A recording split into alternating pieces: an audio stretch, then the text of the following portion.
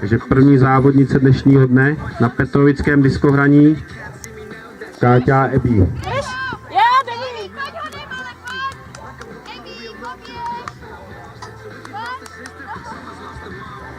Jinak prosím na start choďte druhým vchodem, to znamená tím vchodem, co je ta branka, to znamená dál teďko než je náš stůl, ano, protože byste museli chodit přes celé to hřiště, zkuste nám to urychlit trošičku a buďte připravený tady. Káťo, můžem?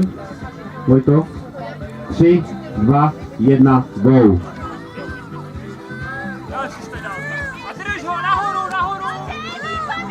Tak, 1-1 na disky. Teďka pomalu stejně rychlá. Předání. Vybíhá stejně. A co by to udělal? No prostě to zvoral. Dobrý, Káťa vyhrává. Další dvojce. Tak Káťa můžem. Pájo. 3, 2, 1, go.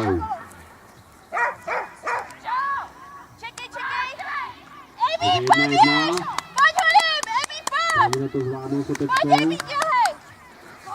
Hned, Káťo, hned! Čekej, jdeš! Dobře, Emi, Je to zvládnutí. Je to hotový. Franino nám přeběh na druhou stranu. Budu. Martin.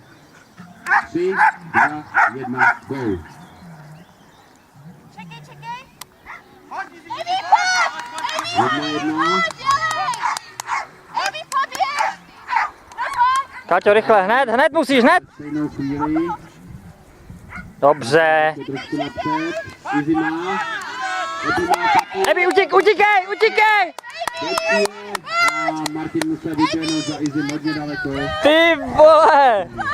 Ebi postupuje. Káťa je v finále. Klidu, dejchej.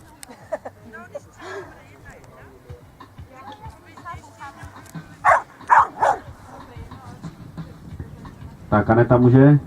Káťa. 3, 2, 1, go.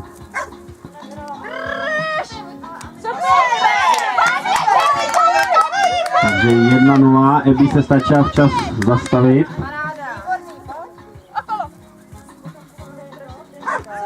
Čekej!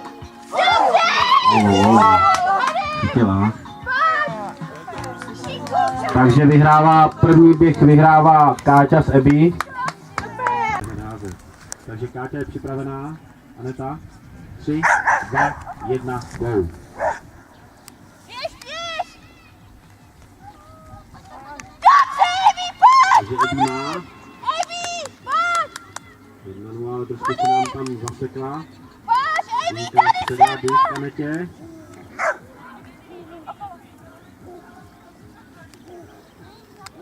Dobře, Emi, 2-0 pro pojď, Emi!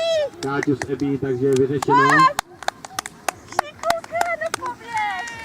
Takže na druhém místě.